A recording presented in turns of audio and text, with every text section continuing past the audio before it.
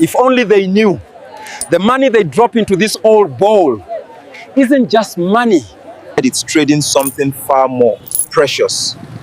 Their luck, their blessings, their destiny.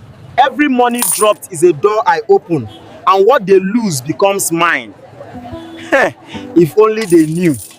What if I told you that sometimes the problem in your life didn't start from a mistake you made, not from enemies, not even from bad luck, but from simple acts of kindness? What if I told you that somewhere on a busy street there was a man who didn't beg for money, he collected destinies, and every time someone said, "Take, God will bless you," something invisible left their life and never returned.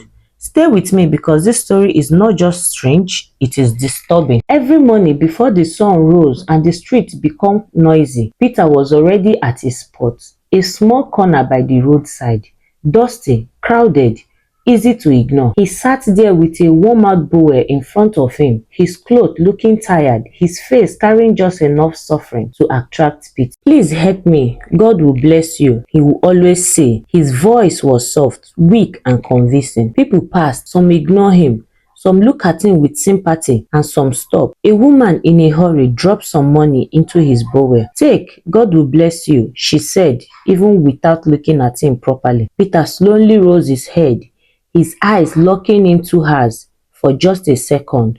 "God will reward you," he replied.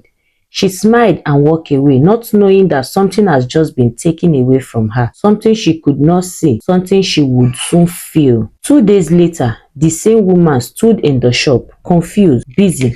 Her shop had always been busy. Customers used to come in and out, buying goods, asking questions, keeping her active.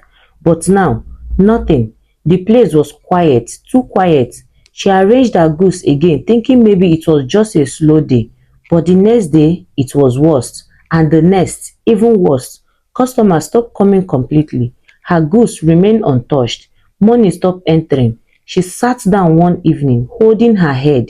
"What is happening to me?" she whispered. She prayed, she fasted, she called on God, but nothing changed. Not far from her, a young man had his own story. He had dreams, plans, a small business he was building with everything he had.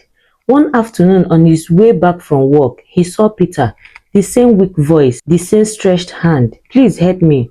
The young man hesitated for a moment, then dipped his hand into his pocket and dropped some money. "God will bless you," he said. Peter smiled. "You will never lack," he replied. The young man walked away feeling good about himself. But 3 days later, everything changed.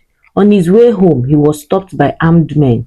They took everything, his money, his phone, even the little savings he had struggled to keep. He was left standing on the road, shaking, confused, broken. Why me? He kept asking himself.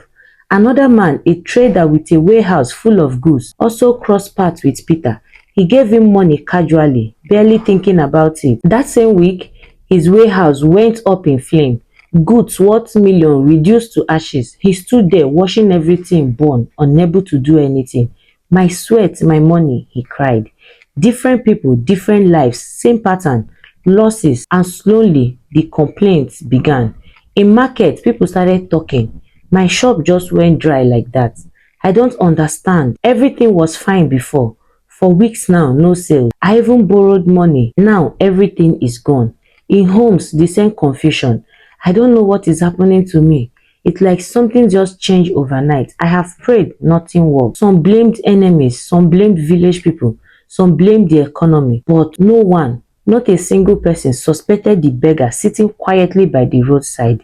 Because Peter still looked like the same, still humble, still weak, still harmless. But behind his appearance was something else entirely. Every night when the street became silent and people went to sleep, Peter's real life began. He would leave his spot quietly, moving through dark corners, heading somewhere most people avoided. A cemetery, cold, still, heavy with silence. There he would meet an old man, a man whose presence alone carried fear, the one who had shown him the way. Years ago, when Peter was truly desperate, hungry and tired of suffering, that man had given him a choice.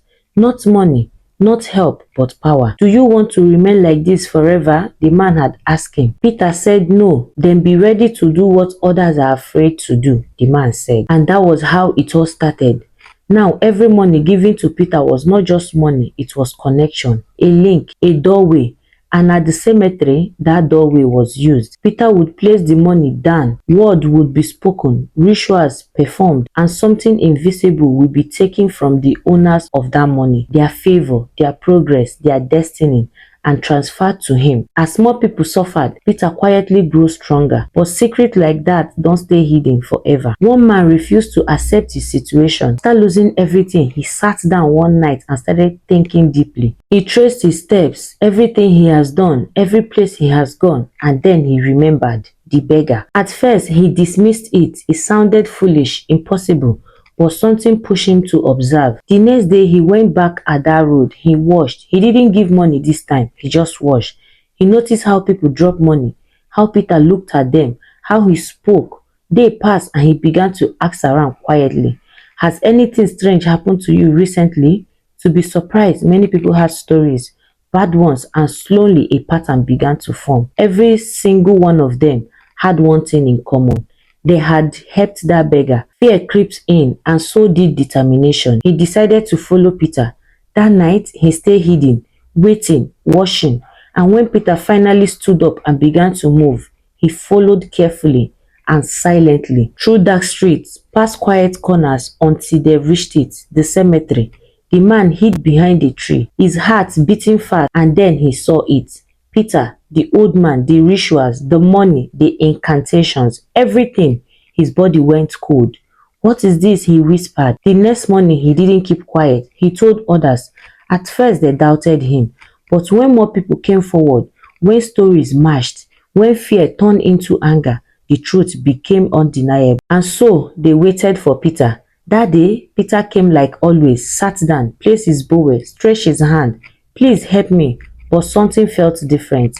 The air was heavy. The silence was strange because he could understand what was happening. People surrounded him, tight, unforgiving, eyes filled with anger. You think we don't know? People shouted. Peter froze, his heart started raising. It is you. You are the cause. Voice rose, accusation flew. And in that moment, Peter knew it was over. There was no escape, no lie strong enough, no hiding place, and so he broke. Right there in front of everyone, he confessed everything, the begging, the rituals, the destinies he had held back because fear has taken over. And when the crowd held it, silence fell for a moment, then chaos, anger exploded. People shouted, cried, cursed, some demanded justice, others demanded revenge. And before anyone could be in control, it happened. The crowd moved, stoned him, blowed him, shouted. No one listened anymore. No one stopped because pain had found its source and it went to the end. When it was over, Peter laid on the ground still. The same man who thought he could take destinies could not escape his own. Days passed and slowly something strange began to happen. The woman's shop started seeing customers again. The young man found a new opportunity. The trader rebuilt his business. One by one, lives began to recover, not instantly, but steadily, as if something had been released, as if what was taken had returned. And that was when they understood. Destiny cannot be stolen forever, only delayed. And in the end, something finds its way back. So be kind, be wise, because not every open hand is innocent, and not every story is what it seems to be. See you guys on the next one.